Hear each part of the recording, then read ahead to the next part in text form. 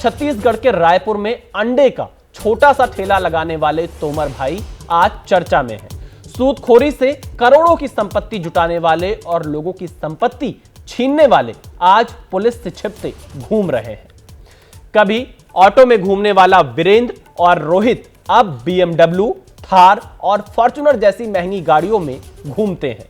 कभी टिकरापारे में किराए पर रहने वाले भाइयों की आज 5000 वर्ग फीट में बनी आलीशान कोठी है जिसमें वो रहते हैं।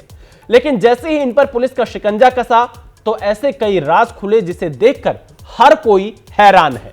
दोनों भाई छोटे छोटे कारोबारियों को 10% ब्याज पर पैसा उधार देकर उनसे 10 गुना तक पैसा वसूलते थे। जो लोग पैसा नहीं दे पाते उनकी प्रॉपर्टी जबरदस्ती अपने नाम करवा लेते थे, साथ ही मारपीट भी किया करते थे।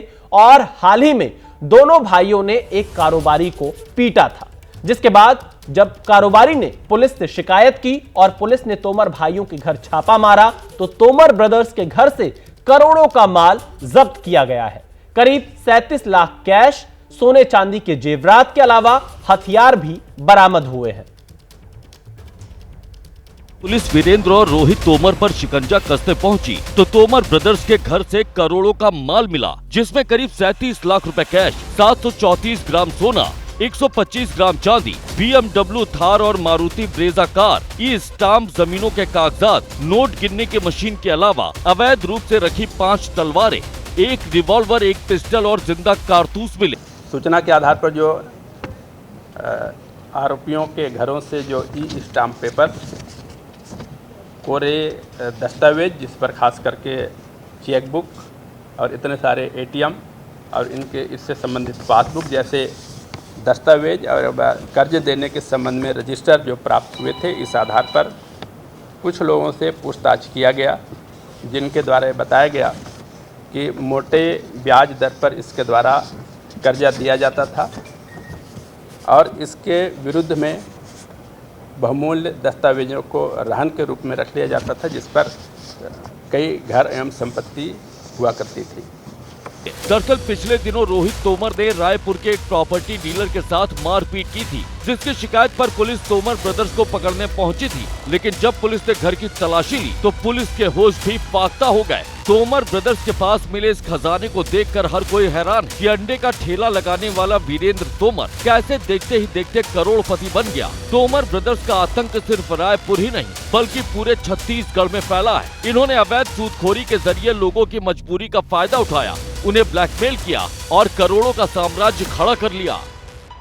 पाया गया कि इसके घर के अन्य सदस्यों के नाम पर भी कई संपत्तियां एवं कई दस्तावेज, रहन रखने के संबंध में दस्तावेज भी पाए गए हैं, जिनकी जांच की जा रही है।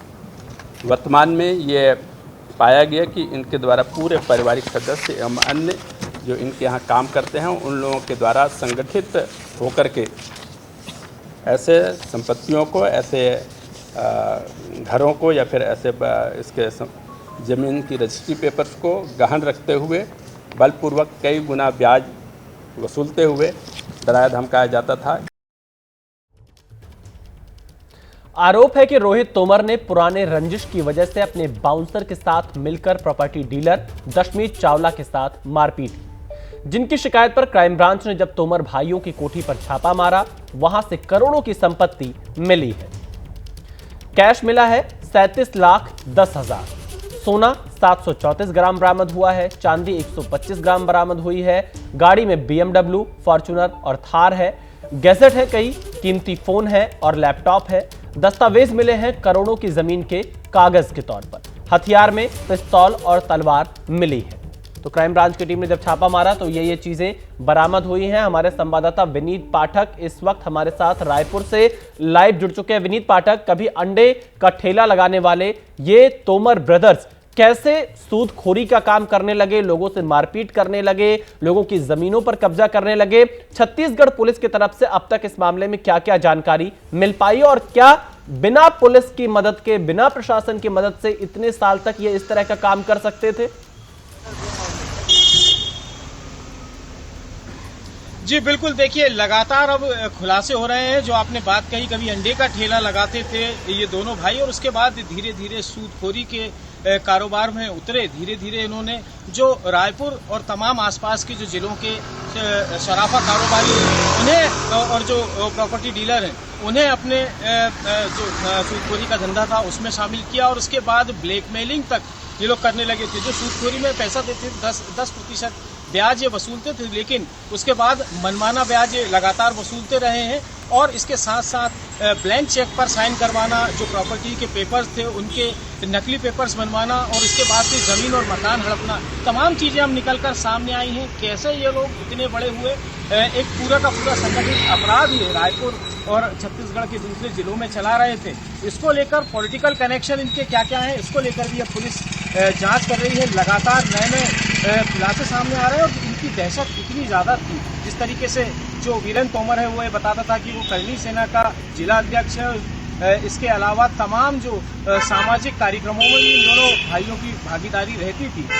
सोना पहनने का काफी शौक था और इसी के चलते इन्हें गोल्डन मैन के नाम से भी रायपुर में जाना जाता था। तो लगातार यहाँ दबदबा बनाकर, रसूख का डर दिखाकर और लगातार लोगों को डरा धमकाकर ये लोग अपना जो कारोबार था, काला कारोबार, उसको बढ़ा रहे थे। अब तमाम परतें खुल रही हैं और नए नए जो विक्टिम्स हैं वो भी अब सामने आ रहे हैं, जो डर के मारे अभी तक सामने नहीं आ पाए थे।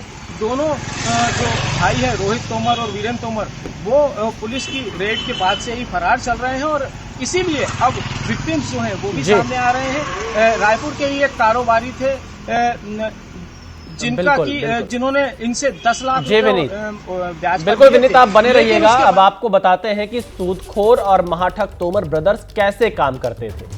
पैसे के बदले लेते थे ब्लैंक चेक। 4 लोगों के नाम पर ब्लैंक स्टाम्प लिया जाता था। चेक पर हस्ताक्षर भी करवाए जाते थे। 4 ब्लैंक चेक और 24 ग्रीन पेपर लेते थे और दबाव बनाकर संपत्ति पर कब्जा कर लेते थे। सवाल यह है कि रोहित और वीरेंद्र तोमर ने इतना बड़ा साम्राज्य कैसे खड़ा किया, उसके पीछे की पूरी कहानी बताते हैं। कुछ साल पहले तक दोनों भाई ठेला लगाते थे। रायपुर में दोनों भाई ठेले पर अंडे बेचते थे। तोमर ब्रदर्स ऑटो में सफर किया करते थे और रायपुर के किराए के मकान में रहा करते थे। लेकिन इस सूदखोरी के बिजनेस ने उनके जीवन में बहुत बड़ा बदलाव ला दिया। विनीत पाठक हमारे साथ, संवाददाता लगातार हमारे साथ लाइव जुड़े। विनीत, सवाल यही है कि क्या बिना पुलिस और प्रशासन की मदद से इतने सालों तक कैसे सूदखोरी का धंधा चलता रहा, लोगों की जमीनों पर कब्जा होता रहा या मारपीट होती रही? क्या इससे संबंधित कुछ जानकारी मिल पाई है? निश्चित तौर पर एक बड़ा सवाल है और जब हमने जो पुलिस अधिकारी जांच कर रहे हैं उनसे बात की तो उनका कहना था इन तमाम पहलुओं पर अब पुलिस जांच कर रही है, क्योंकि सोशल मीडिया अकाउंट अगर इनका देखा जाए तो तमाम जो राजनेता थे, चाहे वो किसी भी पार्टी को है, सबके साथ इनके फोटो, वीडियोस और तमाम जो दूसरे कार्यक्रम थे वो लगातार ये अपलोड करते थे। इसके साथ साथ शहर में अपना वर्चस्व दिखाने के लिए, अपना रुतबा दिखाने के लिए लग्जरी गाड़ीज में ये घूमते थे। और एक और चौंकाने वाला मामला सामने आया कि कई बैंकों से इन्होंने लोन लिया हुआ था लग्जरी कार्स के लिए, लेकिन वो लोन कभी चुकाया नहीं गया। और अब जब ये मामले सामने आए हैं तो यूको बैंक ने भी एक FIR दर्ज की है। रायपुर में ही BMW के लिए 45 लाख का लोन लिया गया था, जिसका जो किस्त है वो नहीं भरी गई। और जब बैंक ने कोर्ट में जाकर ये मामला लगाया तो कोर्ट ने आदेश दिया कि गाड़ी को जब्त करके उसकी नीलामी की जाए, लेकिन इसके बावजूद इन दोनों भाइयों ने ना ही गाड़ी सुपुर्द की, उल्टे बैंक कर्मचारियों को डराकर मारपीट करके उनको भगाया गया।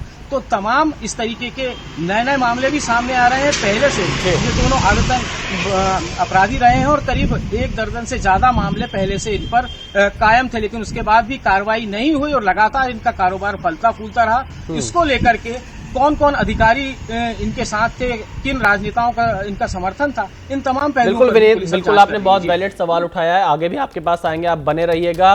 सूदखोर रोहित और वीरेंद्र तोमर के खिलाफ कई केस दर्ज हैं। इनमें सूदखोरी, मारपीट, ब्लैकमेल के मामले शामिल हैं। सूदखोर रोहित गोल्डन मैन के नाम से मशहूर है और कई बार जेल भी जा चुका है। दोनों भाइयों पर कब क्या केस दर्ज हुआ, उसकी क्राइम कुंडली के बारे में भी आपको जानना जरूरी है।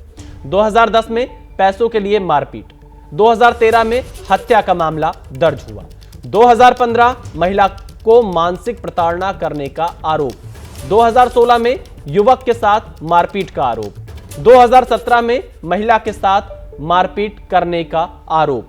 तो इस तरह के आरोप लगते रहे। 2016 में युवक के साथ मारपीट का आरोप लगा और ये 2017 में महिला के साथ मारपीट का आरोप लगा है। तोमर ब्रदर्स पर यह मुकदमा जारी है। 2018 में ब्लैकमेलिंग की शिकायत और फिर इसके बाद साल 2019 में सूदखोरी और ब्लैकमेलिंग की एफआईआर होती है। 2019 में ही व्यापारी की ब्लैकमेलिंग की एफआईआर होती है और इसके साथ ही साथ 2020 में जानलेवा हमले की कोशिश से जुड़ा हुआ मुकदमा दर्ज होता है। यानी साल दलसार लगातार यहां पर ये मुकदमे दर्ज होते थे। बिहार के समस्तीपुर जिले के मोहिउद्दीन नगर थाना क्षेत्र के एसटीएफ और पुलिस ने संयुक्त रूप से बड़ी कार्रवाई की। बिहार पुलिस के निलंबित एएसआई सरोज सिंह के घर पर छापेमारी हुई है और इस दौरान घर से भारी मात्रा में हथियार और कारतूस बरामद हुआ है। छापेमारी के दौरान सरोज सिंह के समर्थकों ने फायरिंग कर दी। जवाबी कार्रवाई में एसटीएफ ने भी फायरिंग की है। दोनों ओर से हुई कई राउंड की फायरिंग और इस कार्रवाई के बाद गांव में अफरा तफरी का माहौल है। खबर लिखे जाने तक सर्च ऑपरेशन जारी है। तो समस्तीपुर के मोहिउद्दीन नगर थाना क्षेत्र में बिहार एसटीएफ की बड़ी कार्रवाई हुई। बिहार पुलिस के निलंबित एएसआई सरोज के यहां जब छापेमारी की गई तो बड़ी मात्रा में हथियार और कारतूस बरामद हुए। इस दौरान दोनों की तरफ से फायरिंग की खबर है। सरोज सिंह के समर्थकों ने फायरिंग की, जिसके जवाब में एसटीएफ ने भी फायरिंग की है। गांव में अफरा तफरी का माहौल है और अभी भी सर्च ऑपरेशन जारी है। यह बड़ी खबर बिहार से आ रही है। निलंबित एएसआई सरोज सिंह के यहां बिहार एसटीएफ ने जब छापेमारी की तो वहां से बड़ी तादाद में हथियार और कारतूस बरामद हुए हैं और इस दौरान सरोज सिंह के समर्थकों ने हमला भी किया, मतलब फायरिंग की, जिसका जवाब बिहार एसटीएफ की तरफ से दिया गया है और छापेमारी अभी भी जारी है। गांव में अफरा तफरी का माहौल है। एक तस्वीर हम आपको दिखा रहे हैं जो हथियार सरोज सिंह के घर से बरामद हुआ है बिहार में, वो ये तस्वीर है जिसे बिहार एसटीएफ ने बरामद किया और उसके बाद अभी तक क्या क्या मिला ये हम आपको लगातार बता रहे हैं। सस्पेंड एएसआई के घर से 1 करोड़ 40 लाख कैश बरामद हुआ है। ये बड़ी खबर है बिहार से। इंसास राइफल मिली है। एएसआई के सस्पेंड एएसआई के घर से जब छापेमारी की गई AK-47 बरामद हुई है। ये जानकारी अभी सामने आ रही है और इसके साथ ही साथ 70 गोलियां मिली हैं। 4 मैगजीन बरामद की गई है। तस्वीरें भी आप लगातार देख रहे हैं जो चीजें बरामद की गई हैं और जानकारी भी हम आपको बता रहे हैं क्या क्या चीजें निलंबित एएसआई के घर से मिला है। 1 करोड़ 40 लाख रुपए कैश बरामद हुआ है। ये इस वक्त की बड़ी खबर है। बिहार पुलिस के निलंबित एएसआई के घर छापेमारी की गई और छापेमारी में बड़ी संख्या में हथियार और कारतूस बरामद हुए हैं। 1 करोड़ 40 लाख कैश भी बरामद हुआ है। संवाददाता श्री राजपूत इस वक्त हमारे साथ जुड़ चुके। श्री राजपूत, क्या पूरा मामला है? सस्पेंड जो एएसआई है उनके घर अभी भी सर्च ऑपरेशन चल रहा है और एसटीएफ की टीम पर हमला किया गया, क्या क्या बरामद हुआ है? विशाल जी, ये बहुत ही बड़ी खबर थी समस्तीपुर के लिए, जो कल लगभग 6 घंटे 7 घंटे छापेमारी की गई थी। इसी कल सुबह 3 बजे की घटना है। जिस समय छापेमारी चल रही थी उस समय गोलीबारी भी सरोज सिंह के द्वारा की गई थी। वह बिहार के एसटीएफ की विशेष टीम और जिला पुलिस दोनों ही टीम सरोज सिंह के घर पहुंचे हुए थे, जहां से 5 को गिरफ्तार भी किया गया है, जिसमें परशुराम सिंह, मुन्ना यादव, विश्वजीत सिंह एवं बेगूसराय जिले के निशांत कुमार राय शामिल हैं। तो देखिए, कुछ लोगों को गिरफ्तार किया गया है, उनकी जानकारी श्री राजपूत दे रहे हैं। श्री राजपूत, अभी क्या स्थिति है? अभी उस गांव में हालात कैसे हैं और सरोज सिंह कहां पर है? सरोज सिंह सहित 5 लोगों को गिरफ्तार करके पुलिस अपने जांच पड़ताल में जुटी हुई है, उससे पूछताछ की जा रही है। गांव में सन्नाटा का माहौल है। कल भी किसी लोगों को एसटीएफ द्वारा घर से निकलने नहीं दिया जा रहा था, ना ही किसी को रोड पे घूमने दिया जा रहा था। जो छापेमारी के दौरान ही कुछ गोलीबारी भी सरोज सिंह के फैमिली के द्वारा की गई थी, जहां से AK-47, INSAS rifle, carbene, mobile ये सब बरामद हुआ था। तो देखिए श्री राजपूत, उसी समय जब पटना में विशाल जी जब पटना में भी छापेमारी हुई तो जहाँ 1 करोड़ 40 लाख रुपए और रुपए गिनने वाली मशीन भी पटना से बरामद हुई थी। हाँ हाँ। तो देखिए, बहुत शुक्रिया श्री राजपूत पूरी जानकारी देने के लिए। 5 लोगों को गिरफ्तार किया गया सरोज सिंह समेत, और इस मामले में जांच पड़ताल अभी भी जारी है। बड़ी तादाद में कैश और हथियार सरोज सिंह के घर से बरामद किया है बिहार पुलिस ने।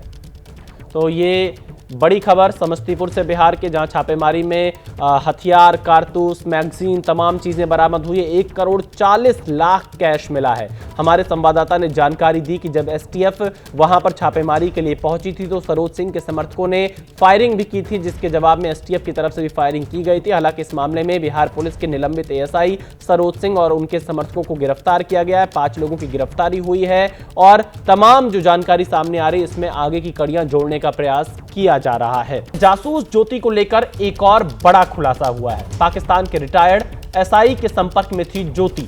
ज्योति ने नासिर के साथ किया था पॉडकास्ट। पाक में नासिर की मुलाकात ज्योति से हुई थी।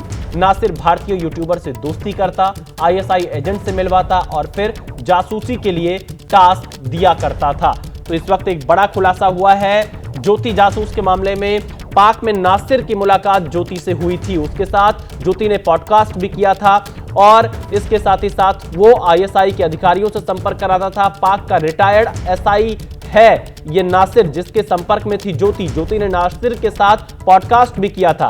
पाक में नासिर की मुलाकात ज्योति से हुई थी और जानकारी है कि वो नासिर आईएसआई एजेंट से मिलवाता था, जासूसी के टास्क देता था। संवाददाता हमारे मनोज वर्मा इस खबर पर हमारे साथ जुड़ चुके हैं। मनोज, एक नया खुलासा कि नासिर के साथ संपर्क में थी, रिटायर्ड एसआई के साथ संपर्क में थी ज्योति जासूस, क्या जानकारी मिल रही है? जी बिल्कुल, देखिए आपको बताना चाहूंगा कि नासिर के साथ संपर्क में थी ज्योति मल्होत्रा, क्योंकि तमाम एजेंसीज जो हैं इस मामले को लेकर लगातार इन्वेस्टिगेशन कर रही है और इन्वेस्टिगेशन में ये सामने आया है कि जो नासिर है वो एक पाकिस्तान पुलिस का रिटायर्ड सब इंस्पेक्टर है और ज्योति मल्होत्रा के साथ उसका एक पॉडकास्ट भी सामने आया है। और नासिर को जो टास्क मिला हुआ था आईएसआई की तरफ से, उसका टास्क ये था कि वो आईएसआई और पाक आर्मी के इशारे पर यूट्यूबर्स से दोस्ती करता था और उनसे कुछ गोपनीय जानकारी हासिल करता था और उनको फिर आईएसआई एजेंट्स को पहुंचाता था।